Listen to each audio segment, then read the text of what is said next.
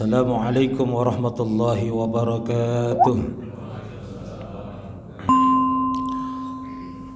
Hamdan wa syukran lillah, wassalatu wassalamu ala rasulillah Muhammad ibn Abdullah wa ala alihi wa sahbihi wa walah. La hawla wa la quwwata illa billah. Subhanaka la ilma lana illa ma 'allamtana innaka antal alimul hakim. Wa tub 'alaina innaka antat tawwabur rahim. Rabbi shrah li sadri wa yassir li amri wahlul 'uqdatam min lisani yafqahu qawli. Allahumma faqihna fid din wa 'allimna at-ta'wil. Doa pendek tadi udah hafal semua. Allahumma faqihni fid din kalau sendiri, wa 'allimni at-ta'wil. Itu doa Nabi kepada Ibnu Abbas, sehingga agar dimudahkan atau dijadikan paham terhadap agama. Bisa didawamkan kalau kita sebelum ngaji ya, kajian. Alhamdulillah, tsumma alhamdulillah, pada pagi hari ini di penghujung bulan Sya'ban kita masih diberikan izin dan kesempatan oleh Allah Subhanahu wa taala kita dapat berkumpul, saling bersilaturahim, salat berjamaah, salat subuh di masjid yang kita cintai.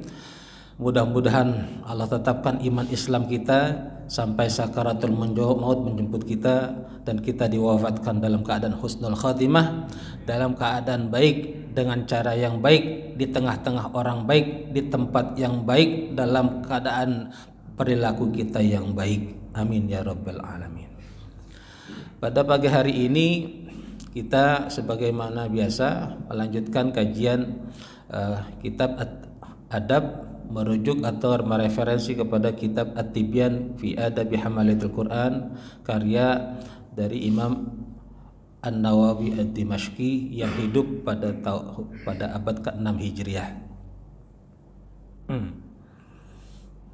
Sebelum kita melanjutkan, mari kita baca surah Al-Fatihah untuk beliau. Mudah-mudahan Allah tinggikan derajat beliau, Allah kumpulkan beliau bersama para anbiya, para rasul nabi, para nabi, dan kita juga nanti bisa dikumpulkan bersama beliau di Jannatin Naim. Ala hadhihi niyyah al-Fatihah. A'udzubillahi minasyaitonir rajim. Bismillahirrahmanirrahim. Alhamdulillahi rabbil alamin arrahmanir rahim maliki yaumiddin iyyaka na'budu wa iyyaka nasta'in ihdinas siratal mustaqim siratal ladzina an'amta 'alaihim ghairil maghdubi 'alaihim waladdallin amin. Subuhnya sekarang agak siang ya Pak, menjelang jam 5. Suara saya agak ini musuh saya es Pak. Kemarin panas berapa hari minum es, jadi suaranya nggak bisa tinggi nih. Musuh saya tuh es. Kalau udah kena es pita suaranya kayak terganggu. Kita lanjutkan masih pada pembahasan adab para pengajar Al-Quran. Sebab faslun. Bismillahirrahmanirrahim. Wa yanbaghi an la yata'azama 'alal muta'allimin. Sehendaknya guru Al-Quran tidak mengagung-agungkan murid yang satu di depan atau di antara murid yang lain. Ini berlaku juga buat orang tua. Punya anak lebih dari satu, jangan yang satu dibanding-bandingkan dengan yang lain. Yang satu diunggul-unggulkan di depan lain. Kalaupun kita mau bahas sama pasangan kita aja, suami istri di dalam, itu nanti akan menimbulkan kedengkian satu sama lain di antara murid atau anak-anak kita. Bal yalina ilaihim wa yatawaddu'a lahum. Tapi bersikaplah lembut dan rendah hati kepada mereka. Faqad jaa'a fit tawaddu'i li ahadin nas asya'u katsiratun ma'rufah. Telah datang atau telah muncul, telah ada contoh-contoh tentang kepribadian banyak orang yang begitu banyak diketahui bagaimana cara berlemah lembut dan rendah hati.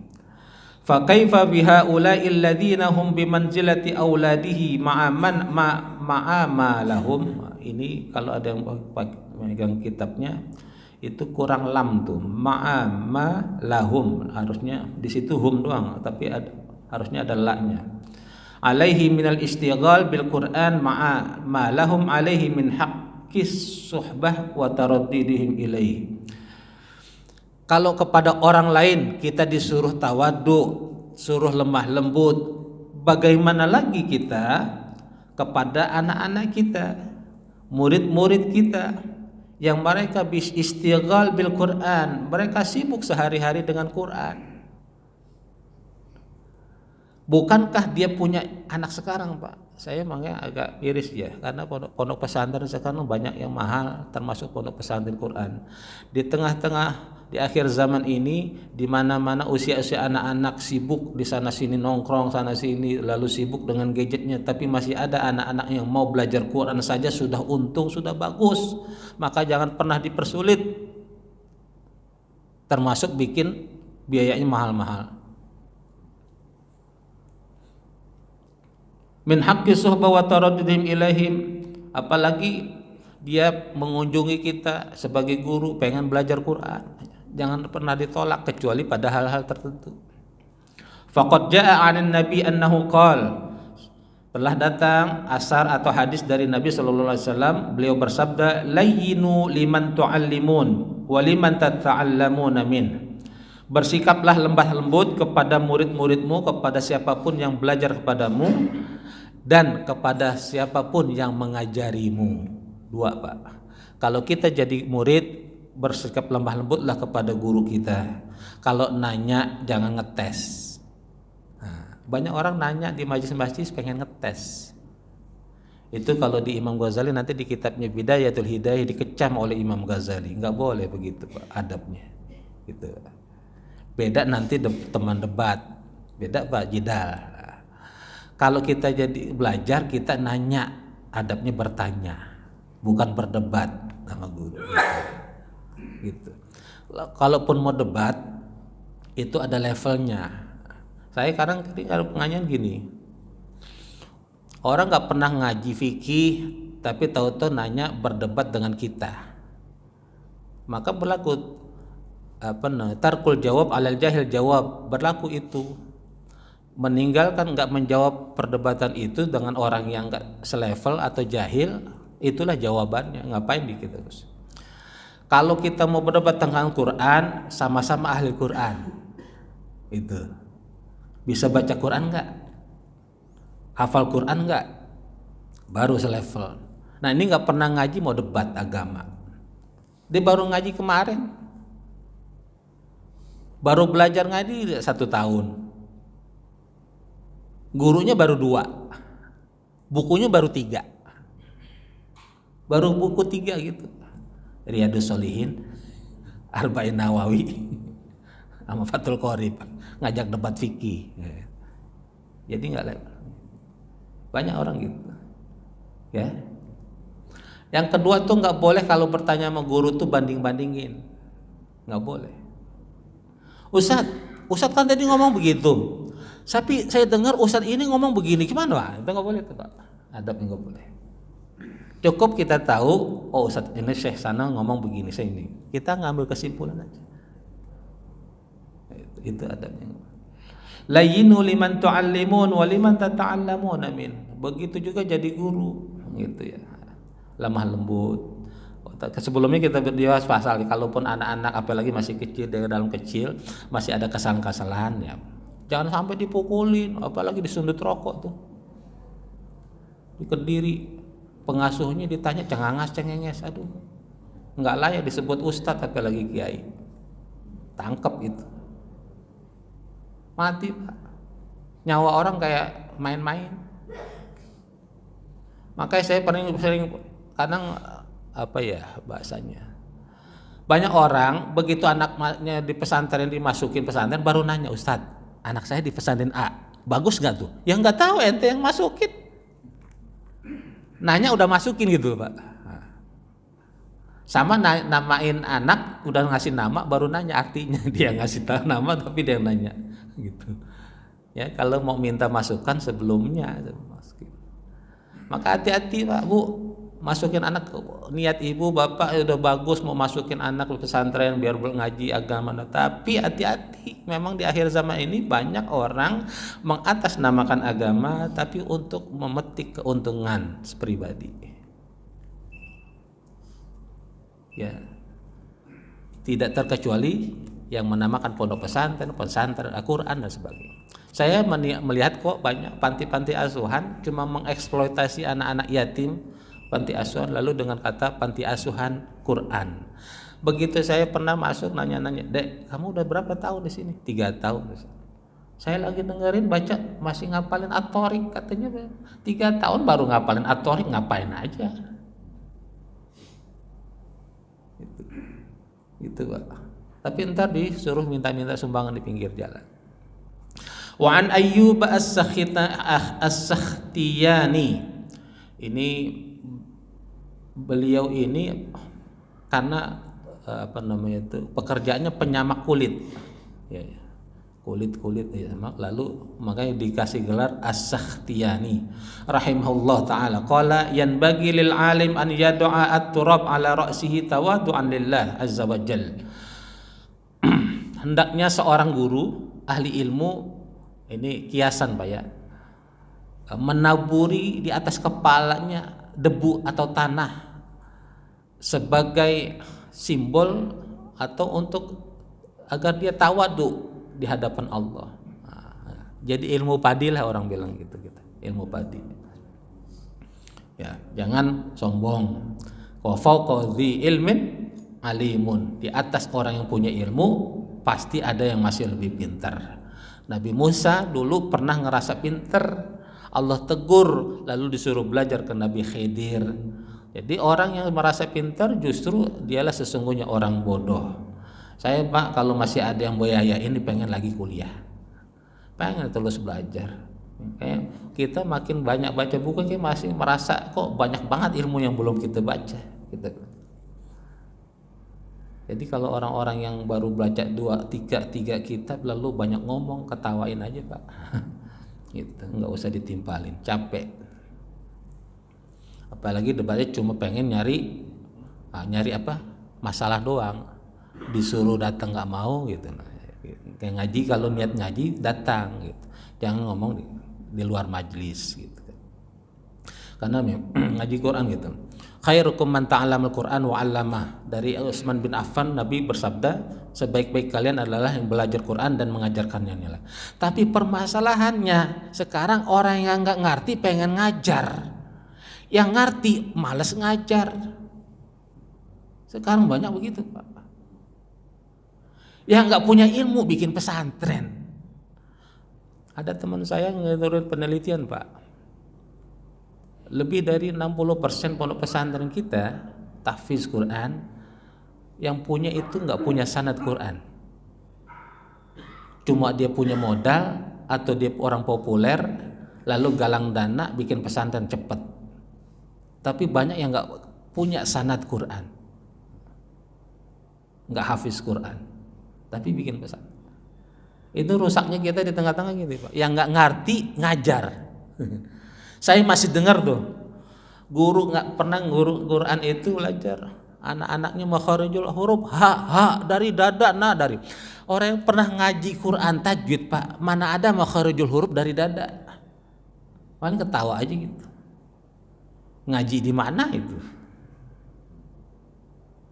ya kan?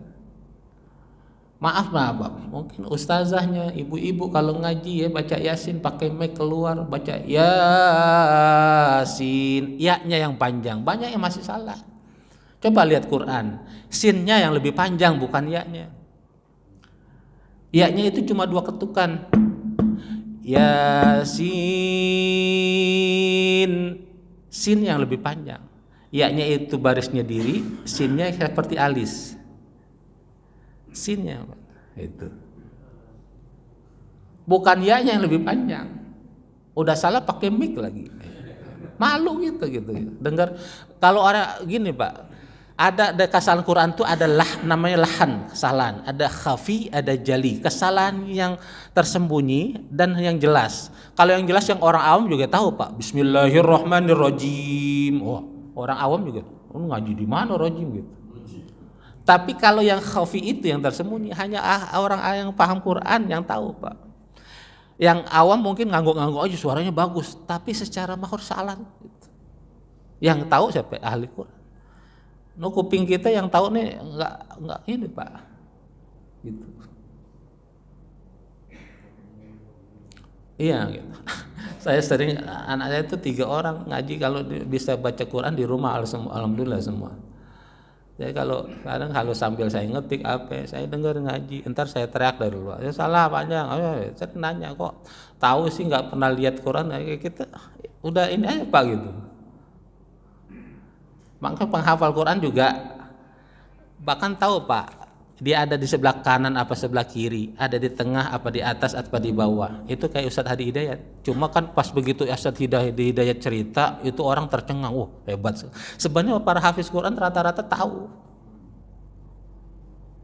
Jadi begitu dia murojaah, lagi pakai mobil, lagi pakai motor, itu Quran seperti di depan dia karena itu udah ada, dia di tengah apa di atas apa di bawah, sebelah kanan sebelah kiri. Itu pentingnya kita kalau di pondok pesantren Quran itu pakai Qurannya sebutnya Quran pojok ya gitu. Tahu. Kita lanjutkan lagi. Sama Yasin tadi mumpung masih ingat. Yasin ya. Kita baca Yasin wal Qur'anil Hakim. Bacanya kan begitu Bu ya, Pak. Sekarang kalau disambung gimana? Hah? Yasin wal Qur'anil apa Yasin wal Qur'anil Hakim, tetap begitu. Yang mana yang benar? Atau Yasin wal Qur'anil, dia diidghamkan dengung apa dia biasa aja? Belum ada yang nanya ya. Baru saya nanya kan. Dua-duanya boleh, tapi yang paling masyhur tidak diidghamkan. Biasa. Kalau kita masang Yasin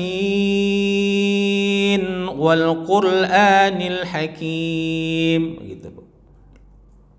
Tapi ulama kenapa masyhur diwakafkan?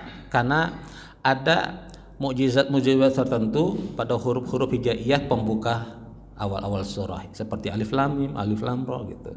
Karena itu orang-orang yang mendengar yang itu merasa takjub, nih apaan nih? Apa ya? Gitu. Kok tahu-tahu Yasin apa ya? Alif lam ra itu apa gitu. Lanjut ya, karena saya Ustadz Endangnya mana ya? Enggak ada. Karena beliau nitip juga Ustadz bahas fikih Ramadan juga sebentar. Makanya saya kemarin tuh saya ngejar ketik Pak supaya tema materinya saya bisa tampil, tapi nggak kekejar karena memang banyak gitu.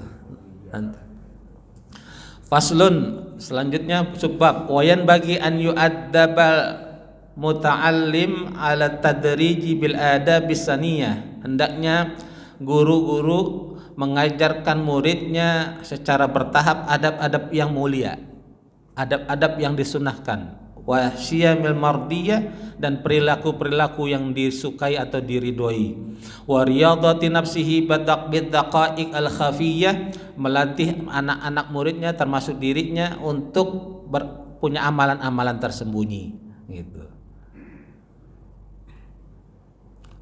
Yauma tublas sarair fama lahu min quwwati wala nasir. Di hari kiamat nanti amal-amal kita yang tersembunyi akan ditampakkan, Pak. Maka perbanyaklah amalan-amalan tersembunyi. Jangan dulu maksiat. Justru sendiri kita maksiat. Nanti Allah tumpahkan, kita malu sendiri. Kita dibuka di alam mahsyar itu amalan tersembunyi. Tapi kalau amalan tersembunyi kita banyak yang bagus-bagus, wow. Jangankan orang lain, kita pun kaget dengan amal kita sendiri. Makanya banyak amal-amal pagi ini saya pernah bilang, dawamkan yang belum pernah itu. Misalnya sekarang mulai lazimkan ratib al-haddad, atau mau sukanya zikir pagi petang atau al-maksurat tiap pagi, yang sore nanti habis asar bagi. wa yu'awwidahu asyana fi jami' umurihi al-batinah al-jaliyah, membiasakannya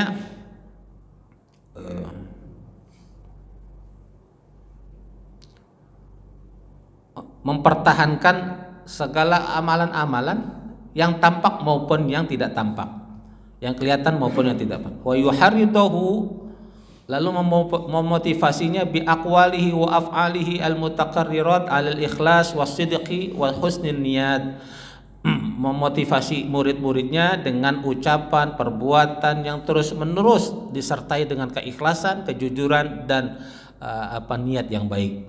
Wa muraqabatillah ta'ala fi jamil lahazat, dan bagaimana merasa diawasi oleh Allah dalam setiap perilakunya, perbuatannya tiap waktu, termasuk diri kita.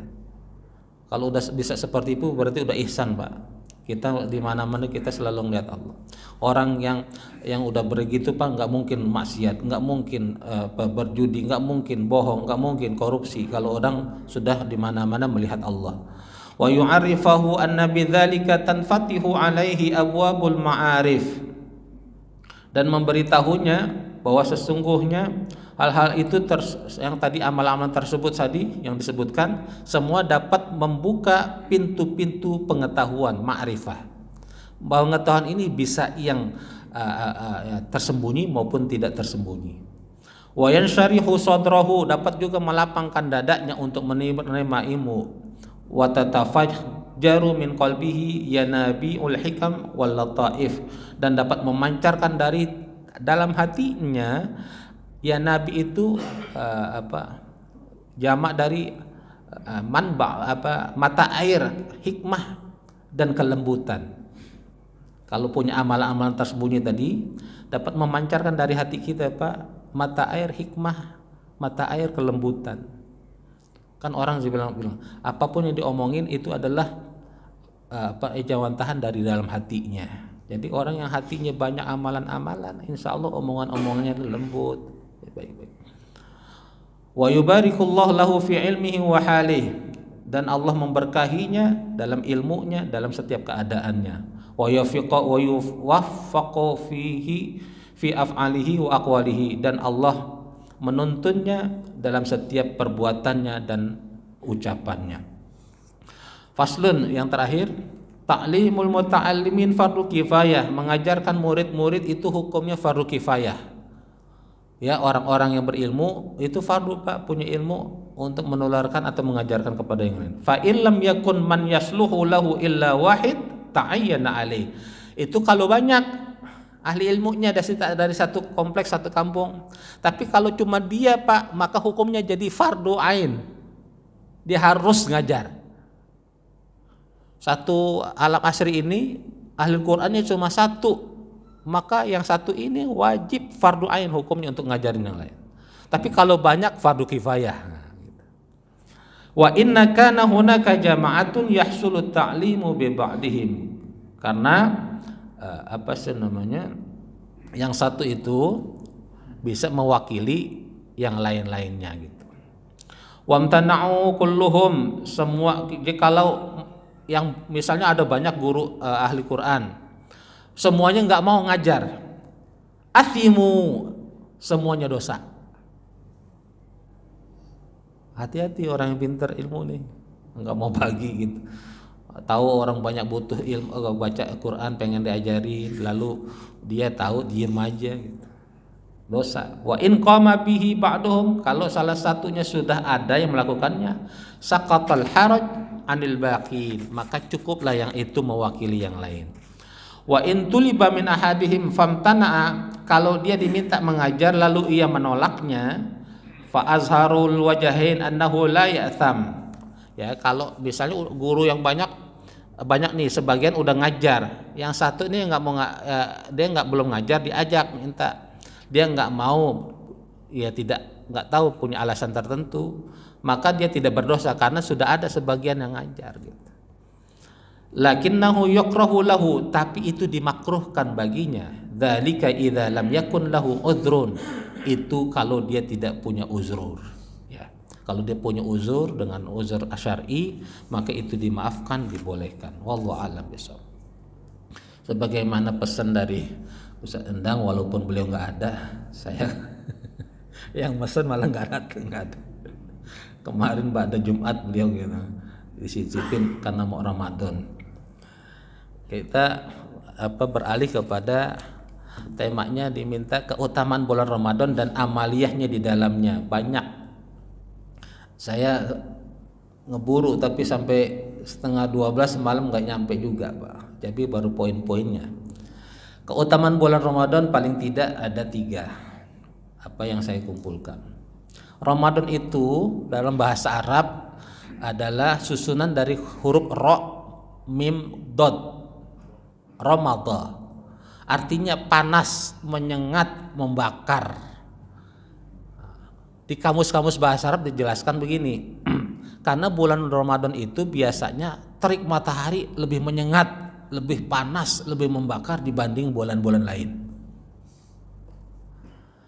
Secara istilah Ramadan adalah bulan ke-9 dalam kalender Hijriyah. Dia bulan setelah Sya'ban dan bulan sebelum Syawal.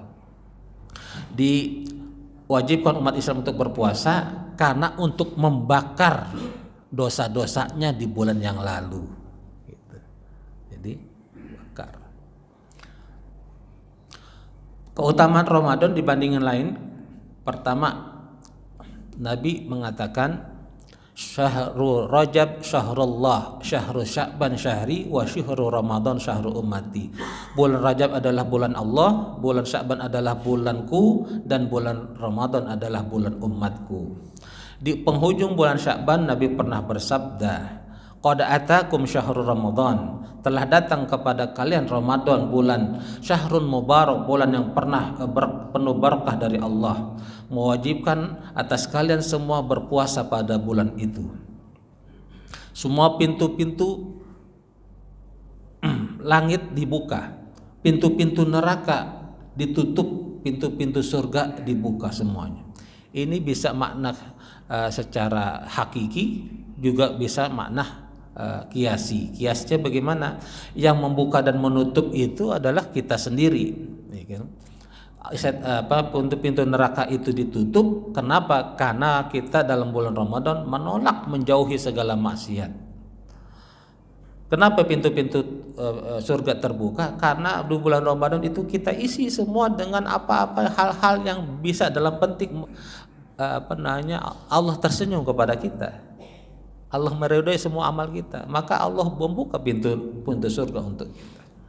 Pada bulan itu Allah mempunyai satu malam yang nilainya sama dengan 1000 malam. Itulah yang disebut Lailatul Qadar. Maka keutamaan bulan Ramadan yang kedua adalah di bulan Ramadan ada Lailatul Qadar, bulan kemuliaan yang lebih baik daripada 1000 bulan. Siapa yang ngomong? Allah sendiri dalam surah Al-Qadar, ya, ayat 1 sampai 5 tinggal dibaca. Maka siapa yang diharamkan baginya ketemu Lailatul Qadar, maka Allah haramkan. Tapi kalau Allah mudahkan, Allah ridhoi, dia akan dimudahkan, Pak. Jadi tergantung niat, tergantung track record kita gitu. Kalau kita punya niat dan biasa orang amal soleh, insya Allah Lailatul Qadar ketemu gampang. Tapi nggak pernah beramal soleh, tahu-tahu ujuk-ujuk 10 hari terakhir i'tikaf pengen ketemu Lailatul Qadar gitu, berat juga, Pak. Ya. Terus yang ketiga, keutamaan bulan Ramadan adalah di situ ada nuzulul Quran. Ya, di malam Lailatul Qadar itu Allah menurunkan Al-Qur'an. Inna anzalnahu fi Lailatul Qadar, sesungguhnya kami menurunkan Quran itu pada malam Lailatul Qadar. Kenapa kami? Karena Allah menurunkan ayat Quran, melibatkan malaikat Jibril ke Nabi Muhammad, lalu Nabi Muhammad ke para umat, para sahabatnya, sahabat terus ke guru-guru kita sampai ke kita semuanya. Makanya kami. Nuzulul Quran, bulan Ramadan juga bulan diturunnya Quran. Allah firmankan itu dalam surah Al-Baqarah 185. Syahrul Ramadan alladzi unzila fihi al-Quran hudan linnas wa bayyinatin minal huda wal furqan. Fungsinya buat petunjuk bagi umat manusia. Masalahnya sekarang manusia sudah angkuh, tidak mau lagi membutuhkan kitab buku pedoman petunjuk bagi mereka. Padahal Quran diturunkan buat buku petunjuk bagi mereka. Bahkan yang ngaji pun banyak Pak, yang di pedomani yang jadi petunjuk buku ustadznya, bukan Qurannya. Dia lebih fanatik sama ustadznya daripada Qurannya. Nah, ada yang begitu. Ya, ini juga salah. Itu bab ke-1-nya. Bab keduanya tentang amalan-amalan di bulan Ramadan. Paling tidak saya tulis ini kalau nggak salah ada 13. Nanti poin-poinnya insya Allah nanti kayak saya lengkapin, saya bikin PDF, saya akan share ke Ustadz Endang, nanti bisa ke jamaah semua, bisa dibaca-baca. Yang pertama puasa, amaliyahnya. Siap man shoma ramadhana imanan wa ihtisaban ghufira lahu ma taqaddama min dzambi, kata Allah, kata Nabi bersabda, siapa orang yang berpuasa di bulan suci Ramadan karena iman, karena dengan pertimbangan dan seterusnya dengan ikhlas, dia akan diampuni dosa-dosanya yang telah lalu. Maka masuki bulan Ramadan ini dengan ceria, ya. Walaupun beras masih mahal Bu ya, tapi nggak ada yang ngantri kan di sini sambil joget. Ustadz Endang sempat WA saya, telepon waktu. Gimana Ustadz Endang, gitu kabarnya? Lemas Ustadz. Lemas kenapa? Biasa aja. Masih ada peluang kok putaran kedua. Tetap optimis. Iya Pak. Kan beliau juga ngomong, kalau memang saya menang berarti saya diberi kesempatan oleh Allah. Tapi kalau memang saya kalah berarti Allah menjaga dan menyelamatkan saya. Gitu. Tapi kita belum. Allahumma malikal mulki tu'til mulka man tasya. Ya Allah yang mudah. Yang kedua, amalan di bulan Ramadan memperbanyak membaca Quran, karena dia bulan Quran, kita baca Quran. Quran itu diturunkan buat dibaca, bukan buat pajangan. Quran cuma buat mas kawin, Quran buat pajangan. Ketika ditanya punya Quran Bu, punya tuh. Wah, tapi nggak pernah dibuka itu, ya kan? Nggak pernah dibuka. Bahkan di masjid-masjid banyak Pak, Quran masih rapi-rapi, begitu dibuka masih lengket ya kertasnya, dari diwakafin belum pernah ada yang buka. Masya Allah, saking rapinya itu pengurusnya itu nggak pernah dibuka. Quran itu udah dibaca Pak. Bahkan kalau yang ustadz, kalau yang dulu tahun lalu sudah sering khatam, usahakan sekarang nambah hafalannya. Ibu bapak punya 10 hafalan tahun lalu, sekarang nambah 15. Jadi nambah 5 surah, gimana yang pendek-pendek? Ya, jangan nanti begitu sholat jangan itu lagi suratnya gitu. Yang ketiga qiyamul lail, afsus salam bainakum, begitu kata Nabi, sebarkan salam, at'imut ta'am wasallu bil laili wan nasu niyam, lalu sholatlah bangun sepertiga malam sementara banyak manusia pada tidur nyenyak. Qiyamul lail. Dan apalagi kalau dilakukan itu di bulan Ramadan. Qiyamul lail termasuk bukan hanya tahajud di bulan Ramadan, spesifiknya adalah tarawih dan witir. Witirnya itu Pak. Nanti kalau sudah di masjid atau di musal sudah sholat lagi di rumah nggak apa-apa, perbanyak. Dan kebanyakan salah orang begini. Sunnah Nabi dalam qiyamul lail bangun, wudu, ya. Sholat ringan 2 rakaat itu sholat sunnah, habis ngambil wudu, sholat sunnah wudu 2 rakaat. Pendek-pendek. Jadi sholat sunnah Nabi itu banyak yang singkat, termasuk tahiyatul masjid, singkat-singkat, jangan dilamain. Ya, doa rukuknya panjang-panjang, padahal tahiyatul masjid nanti. Kalau ibu bapak yang mau panjang, pas begitu tahajud. Ustadz paling panjang saya hafalnya Al-Bayyinah. Kalau belum hafal, beli Quran yang ada stegernya itu ya, yang besar. Jadi 1 rakaat 1 halaman baca, boleh tuh, taruh di depan, Allahu Akbar. Jadi biasanya gitu. Jadi tahajud tuh yang lama tuh bukan doanya, dirinya baca Qurannya gitu. Ini kita sholatnya cepat, doanya yang lama. Apa aja diminta. Ya, di sini nggak ada, alhamdulillah. Ya, qiyamul lailnya tuh salat, jadi baca Quran yang lama. Ya. Nanti salat sunnah taubat, salat sunnah hajat, yang punya hajat, anak-anak kita juga yang pada mau nyari jodoh, yang nunggu jodoh, yang nyari nafkah. Kalau nyari kerjaan mau banyak, Pak. Iya. Bersihin toilet kerjaan. Ya kan kerjaan nyari nafkah gitu kan. Yang keempat, memberikan makan untuk berbuka. Man fattara shaiman, kata Nabi, siapa orang yang memberi makan untuk orang berbuka, maka baginya pahala sama dengan orang yang berpuasa tersebut tanpa mengurangi puasa atau pahala orang yang berpuasa tersebut. Walau kan, kata Nabi, sebutir kurma. Gitu. Ya, beri makan. Cuma sering orang Indonesia itu, nanti ada babnya takjil, kita lewatin dulu. Kelima, sedekah. Nabi ketika Ramadan itu, Nabi itu orang yang dikenal sangat dermawan. Ketika datang Ramadan, beliau lebih dermawan lagi. Yakinlah orang yang dermawan nggak pernah ada ceritanya sejarahnya dia jatuh miskin.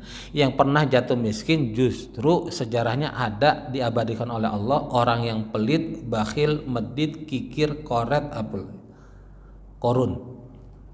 Tapi orang yang dermawan nggak ada yang jatuh miskin. Dan wa anfiqu mimma, ya kan, orang yang sudah meninggal itu nanti justru yang ahli ibadah pun nyesel, kenapa dulu sedekahnya cuma segitu ya, pengennya lebih banyak. Kenapa yang ngajinya cuma segitu, pengennya lebih banyak. Kenapa qiyamul lailnya cuma sebentar, coba yang lama. Ya. Yang ahli ibadah pun masih nyesel. Keenam, mengerjakan amalan-amalan sunnah. Yang sunnah-sunnah Pak Bu kerjain di Ramadan nanti, jangan sampai dilewatin, sayang.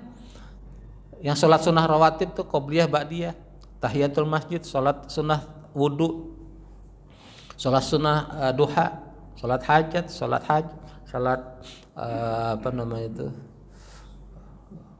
taubat, yang sunnah-sunnah dikerjakan. Gitu. Jangan sampai lewat. Apalagi amal-amal sunnah, ada duri lagi di jalan, batu singkirkan itu. Senyum kan sunnah. Itu karena pahalanya dilipat gandakan di bulan Ramadan. Kerjakan yang sunnah-sunnah. Sahur, dan sunnahnya mengakhirkan sahur.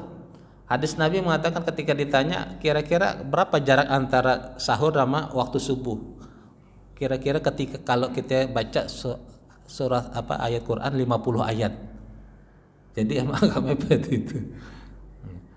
Nah ini kita di masjid 1:30 udah teriak-teriak sahur. Ada yang memakruhkan itu, karena sahurnya itu kan emang diakhirkan gitu. Ya. Kalaupun mau bangunin, jangan teriaknya sahur gitu ya.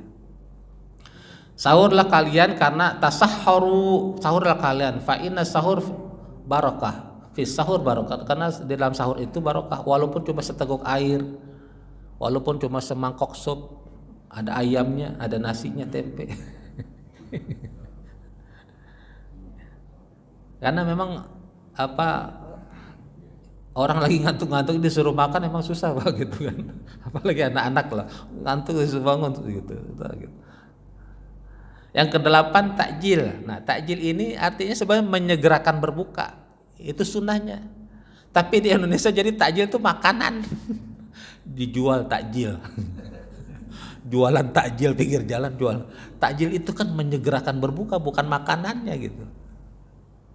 Jadi kalau yang lagi safar, lagi mau pulang kerja harus siap Pak, di tasnya itu ada kurma. Jadi nanti kejebak macet, Allahu Akbar langsung. Ya. Iya. Jangan sampai lewat, karena sunnahnya menyegerakan berbuka, batalin. Oh nanti nunggu, kelamaan, macetnya 1 jam, wah repot.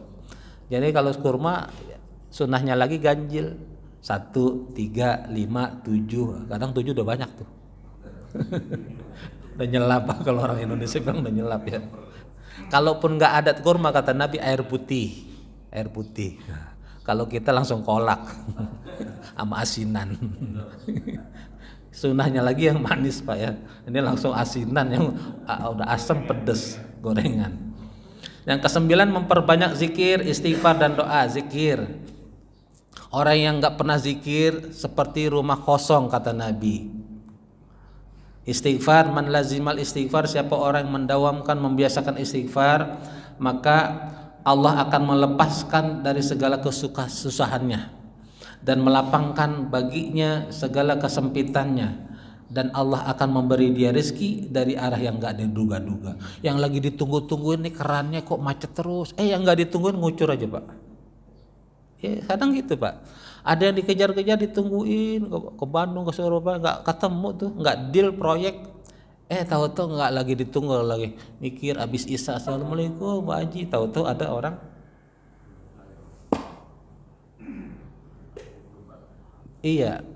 ngajuin kerjasama proyek gold. Ada begitu ya.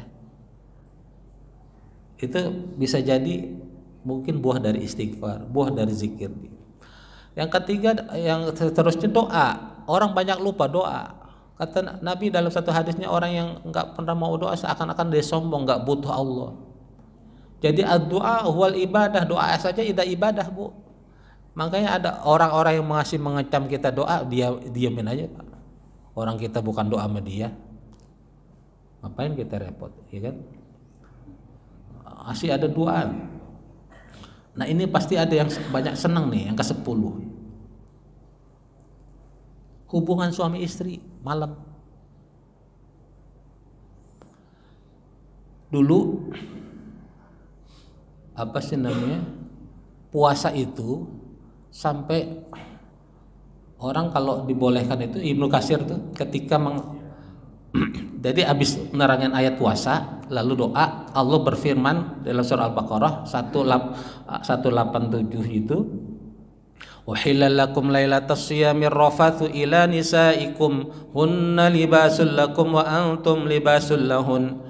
Jadi dihalalkan bagi kalian untuk berhubungan suami istri di malam hari di bulan Ramadan, karena istrimu adalah pakaian bagimu dan kamu adalah pakaian baginya. Kamu selimut baginya, dia pun selimut bagimu. Jadi Ibnu Katsir menjelaskan bahwa ini merupakan keringanan atau rukhsah dari Allah. Karena dulu orang pernah dilarang Pak, sampai yang dibolehkan cuma sampai Isya, datangnya menjelang tidur. Habis itu nggak boleh.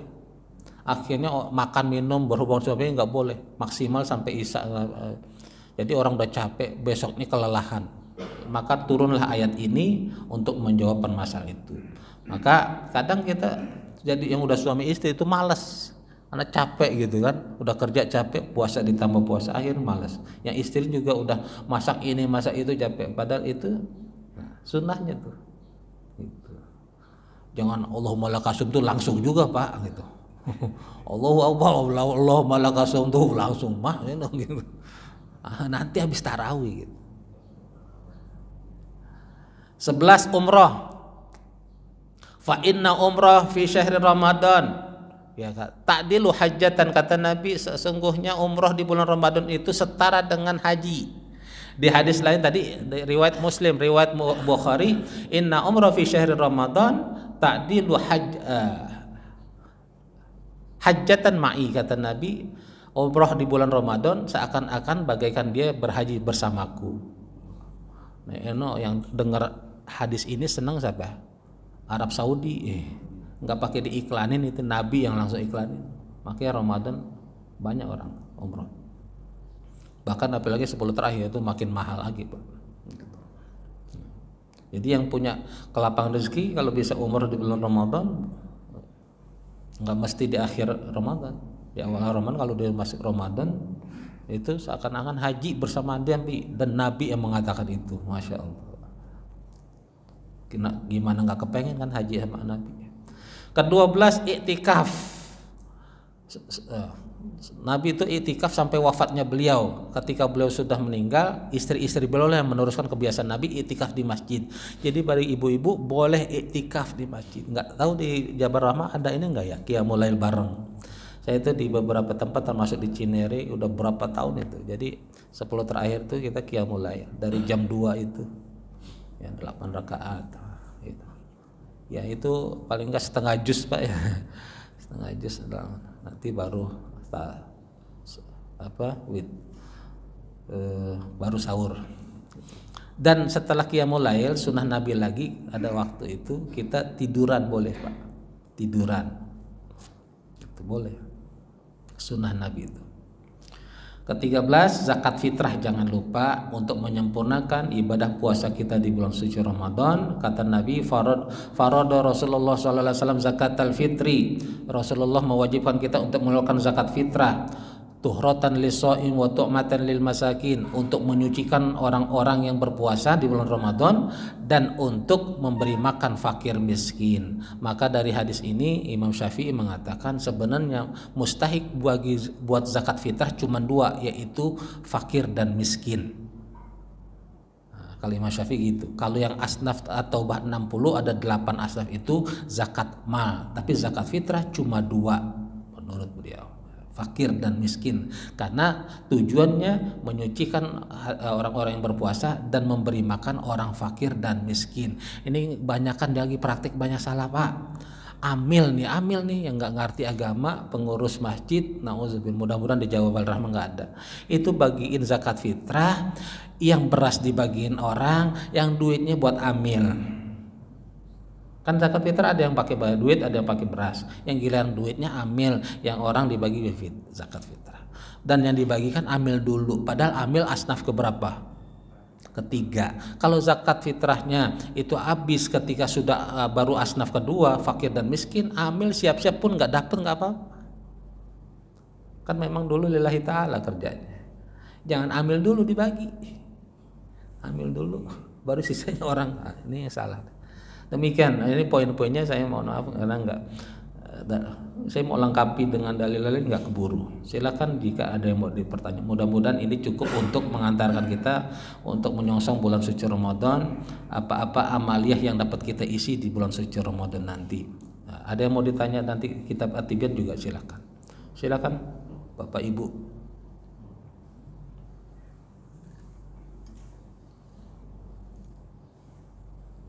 Dingin-dingin kali ya. Hujan ya nih. Mendung. Semoga hatinya nggak ada yang mendung. Pak Haji, pemulai. Siapa tahu yang lain. Jadi selama ini kan yang saya dengar 17 Ramadan itu nuzulul Quran. Iya. Jadi kalau dari ayatnya di surat itu kami turunkan Al-Quran di Lailatul Qadar, berarti di atas tanggal 20 Ramadan kan? Jadi kalau kita misalnya memperingati nuzulul Quran, sebenarnya kapan? Iya, cakep nih pertanyaan. Lailatul, kan kata Allah, Al-Quran itu diturunkan pas Lailatul Qadar. Sementara Lailatul Qadar itu katanya kan di 10 hari terakhir. Nah, kenapa kita memperingati nuzul Quran di pertengahan 17, bukan di 10 terakhir? Nah, jadi itu nuzul Quran termasuk Lailatul Qadar banyak versinya. Kita kalau buat versi ibadah memang nggak dibahas tuh versi-versinya itu. Di antara versi yang masyhur nuzul Quran 17 Ramadan. Tapi di antara juga yang masyhur itu tadi melalui ayat Quran bahwa Quran diturunkan di Lailatul Qadar.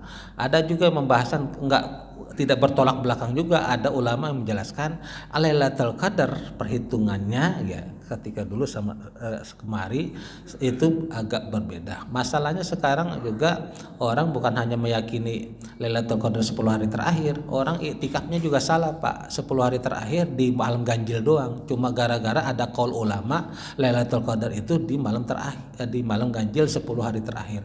Padahal kalau kita ngikutin Nabi, iktikaf itu 10 hari terakhir, bukan malam ganjil doang. Gitu. Jadi itu ada beberapa versi. Ya.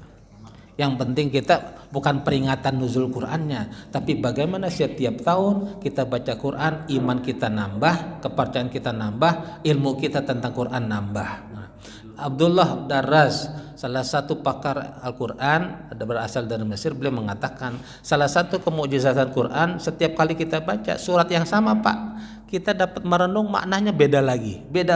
Ya. Makanya itu kemukjizatan Quran. Padahal kita baca surat Tabarok Bu, Al-Mulk, tiap malam kita baca. Kemarin malam kita merenung ini Tabarok ilmunya begini. Malam ini dapatnya beda lagi. Padahal ayatnya sama. Itulah diantara kemukjizatan Quran. Maka fa'tabiru ya ulil albab, bagi orang-orang yang sudah sering baca Quran, juga, jangan cuma mengejar khatam Qurannya, tapi begitu baca cari terjemahnya. Tadabbur, oh maksudnya begini. Itulah tadabbur. Ya, tadi kalau yang sudah ada hafalannya nambah lagi tiap Ramadan tuh nambah. Kemarin kita selama ini punya hafalan sekian, Ramadan ini bagaimana kita punya cita-cita, punya niat pengen ngafalin surah Yasin, pengen ngafalin surah lain-lain gitu ya, Ar-Rahman dan surah yang lain-lain. Jadi tiap tahun tuh bukan mengejar selesai khatamnya itu. Bukan nggak baik, cuma biar kualitasnya itu lebih berbobot, bukan hanya sekedar mengejar selesai khatamnya. Demikian Pak. Ada lagi? Ada? Cukup. Kayaknya udah dingin ya. Ibu-ibu ada? Kalau tidak ada, sebelum Ramadan ya. Walaupun ini masih singkat, tapi di penghujung bulan Sya'ban ini kalau memang sudah tidak ada lagi pertanyaan, izinkan saya untuk mengucapkan mohon maaf lahir batin jikalau setiap kajian ada kata kalimat yang kurang pantas untuk diucapkan atau narasi-narasi atau nanya yang belum tidak cocok, maka mohon dibukakan pintu maaf sebesar-besarnya. Kita saling memaafkan sehingga nanti di bulan Ramadan kita dapat khusyuk beribadah, mengisinya dengan amal-amalan baik. Insya Allah kita diberikan kekuatan, diberikan keistiqomahan dan kelapangan rezeki untuk mengisi di bulan Ramadan ini dengan berbagai aktivitas ibadah, sehingga kita ketika nanti di Ramadan ini, harapan kita setiap bulan Ramadan datang kita benar-benar dijadikan oleh Allah menjadi hamba-hambanya yang bertakwa. La'allakum tattaqun artinya agar senantiasa kita jadi orang bertakwa. Bertakwa itu dalam artian tunduk kepada Allah, mau diatur oleh Allah. Takwa itu dalam artian takut hanya kepada Allah. Jangan takut karena kita mati, kalau kekurangan beras, kekurangan duit, dicemoohan orang, dihina orang. Jangan takut kita karena kita nggak punya jabatan. Jangan takut kita nanti kita dikecilkan orang, tapi takutlah hanya kepada Allah karena Dialah Tuhan yang pantas untuk ditakuti. La'allakum tattaqun juga adalah kita bertakwa hanya berserah diri kepada Allah, kita pasrah kepada Allah sehingga kita benar-benar nanti menjadi orang-orang yang bertakwa dan Allah sayangi kita dan Allah angkat derajat kita di sisinya. Amin ya rabbal alamin. Mudah-mudahan bermanfaat. Lebih kurangnya mohon maaf walaupun minkum. Kita baca kafaratul majlis. Subhanakallahumma wa bihamdika asyhadu an la ilaha illa anta astaghfiruka wa atubu ilaik. Wassalamualaikum warahmatullahi wabarakatuh.